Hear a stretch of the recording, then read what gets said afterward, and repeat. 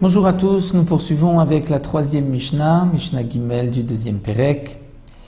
Comme nous l'avons vu dans la Mishnah précédente, les jours de jeûne, le Chazan, l'officiant, va rajouter sur les 18 bénédictions encore 6 berachot, 6 bénédictions.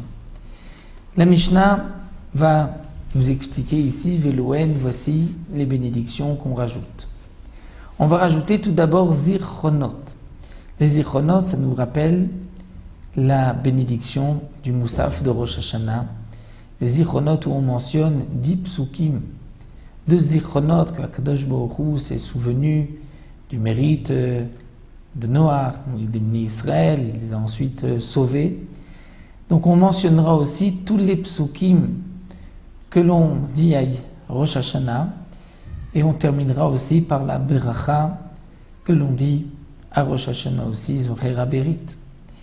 On rajoutera shofarot, une autre bénédiction, en mentionnant le shofar.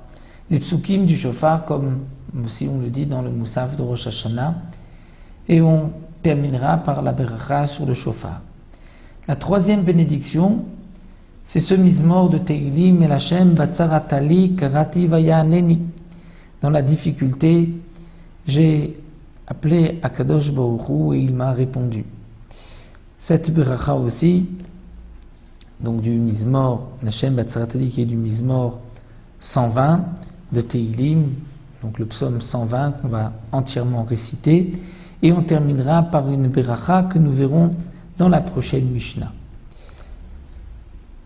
Quatrième bénédiction, c'est le mizmor de Teilim, Esaena Yeleharim, Me'ain Yavo Ezri, le psaume 121, et on terminera aussi par une beracha, comme nous le verrons dans la Mishnah Dalet. Cinquième bénédiction, Mima Amakim Keraticha Hashem, c'est le psaume 130. On lira tous les psukim du psaume. Donc Mima Amakim, dans les profondeurs, la difficulté, j'ai appelé Akadosh Baruch Hu. Et on terminera aussi par une beracha que nous verrons dans la quatrième Mishnah. Et la sixième bénédiction, Tefila Le'ani Ki Ya'atov.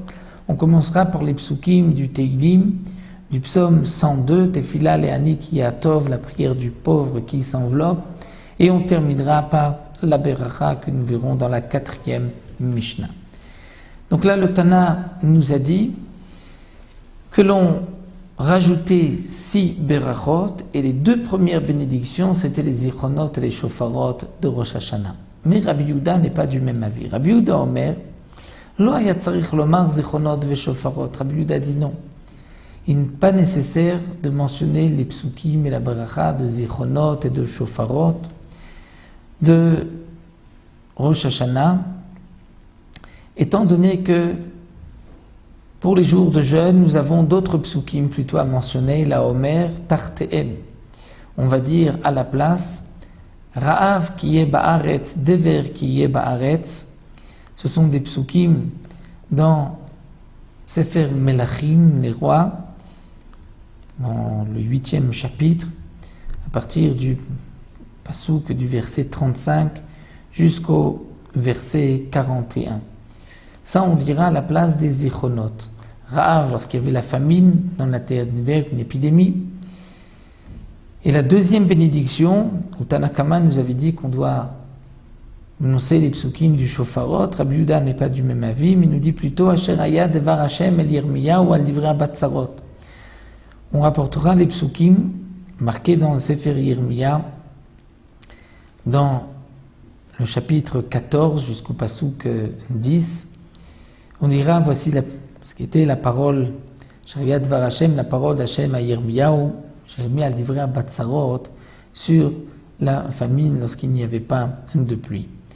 Ve'omer chot me'en, ces 2 derniers mots reviennent en vérité sur toute la Mishnah, pas seulement sur les 2 premières zichronot ve'shofarot, mais sur toutes les bénédictions, donc tous les psukim qui sont mentionnés ici. La Mishnah termine, nous dit bien sûr, Omer Chotmeem, on dira la Khatima, c'est-à-dire la fin, la Beracha, qui est mentionnée dans la Mishnah Dalet, dans la 4e Mishnah que nous verrons. Donc on se retrouvera dans la 4e Mishnah pour terminer les 6 bénédictions. Quelle était la fin, qu'est-ce qu'on rajoutait avant de conclure par Baruch Ata Hashem.